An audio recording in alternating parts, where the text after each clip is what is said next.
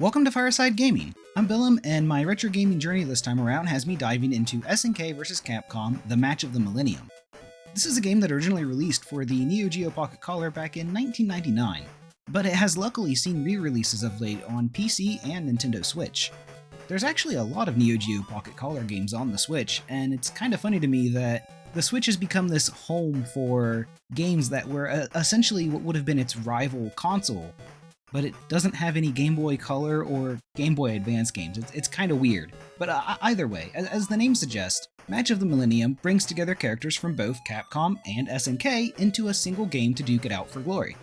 And while that may seem like no big deal in an era where Smash Ultimate has just about every game mascot under the sun, this was a huge deal back when this game came out. See, SNK and Capcom were hard rivals back in the day, constantly vying for the attention of fighting game fans and the hard-earned quarters they'd spend on arcade machines. But eventually, the two ended up coming to terms with each other to create a series of crossover games. That started with SNK vs. Capcom Card Fighters Clash, a card-based battle game, and that really isn't what anybody was expecting from a crossover between fighting games. And I have a lot of love for that game. I've already reviewed it on the channel, and you can check it out if you want. And while card fighting is fun, there's no doubt that fans were really hoping for a true 2D fighting game. And luckily they didn't have to wait long, as Match of the Millennium released just a few short days after Card Fighters Clash.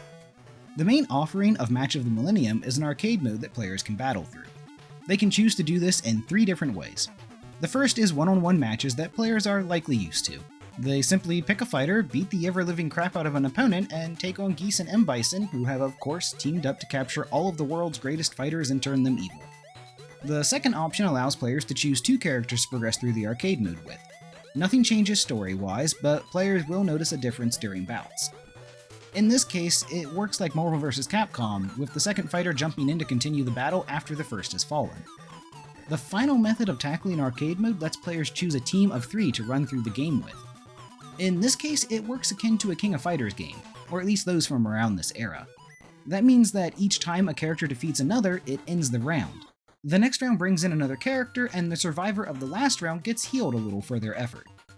Of these 3 modes, I prefer the 2-man option, and there's a couple of reasons for that.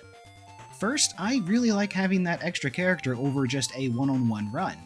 And mainly, it doesn't heal characters between rounds like the 3-man option does. It's just my personal opinion here, but I think the healing is a bit much. It makes it easy to gain too much of an advantage over an opponent. I do understand the flip side is that this can allow for great comebacks too, but it feels like it's too strong of a reward and punishment. If I had to keep it but offer a balance, I'd say give the defeated opponent 1 special bar to work with.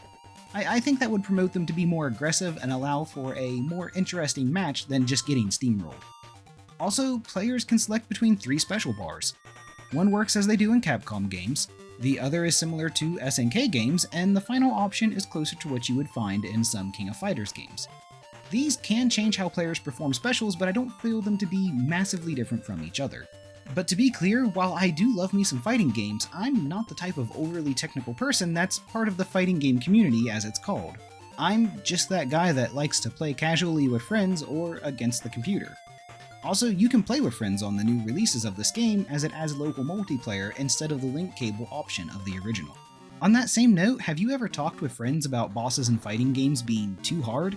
It was a common trend back in the day, and Match of the Millennium embraces it fully. The secret final bosses, Evil Ryu and Orochi Iori, are way too freaking powerful. They're hard enough as is, but playing on 3-man mode and watching them heal between each round is just, it's downright torture. Evil Ryu sticks out to me especially, but that's probably because I most often play as SNK characters, and he's the final boss for them. It's the flip for Capcom you'll play against Evil Orochi, by the way. I'll also mention that players don't have as many buttons to work with in Match of the Millennium. The Neo Geo Pocket Color was only sporting A and B buttons. That means there's not as many options with one button handling kicks and the other punches. You can mix this up with direction presses to get different attacks, but it's not nearly as in-depth as larger arcade or even console fighting games. And maybe killing your thumbs in endless battle has worn you out. Maybe you need a little something to take your mind off of countless foes you've defeated. If that's the case, you can take part in the Olympics. There's a few different minigames that players can kill time with in this mode. A couple worth mentioning are helping fend off aliens a la the final battle of Metal Slug 2, or helping Jubei practice his quick draw against scarecrows. These are fun little distractions that don't offer an abundance of substance, but they do reward players with points. These can be used to purchase additional special moves for characters in the arcade mode. Also, I should mention that you can unlock more characters by beating arcade mode. The updated version for Switch and PC actually makes this loads easier to do, which is great because it was a major grind in the original version of the game. Speaking of unlockables, Match of the Millennium can also link up with Card Fighters Clash. Doing so lets players transfer rewards between the games.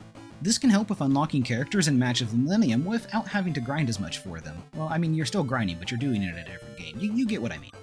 And to be clear, this functionality remains intact for the Nintendo Switch version of the game. If Card Fighters Clash gets a PC release, it'll probably work there as well, but that's not an option as of this review. When it comes to visuals, Match of the Millennium is a great-looking handheld game in my opinion.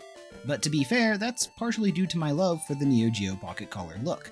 And I can't deny always enjoying a 2D fighting game that uses SD graphics, like in this or Pocket Fighters. And of course, the music in Match of the Millennium is a lot of fun as well. I typically like the sound style of Neo Geo Pocket Color, and I feel it does a lot with its small size. That holds true here as well, with the condensed but still fun versions of songs found in other Capcom and SNK games. Overall, SNK vs. Capcom The Match of Millennium is a good game, and one that I think fans of either game company will enjoy. There's plenty of love for both sides, and it's great to see it available on modern platforms.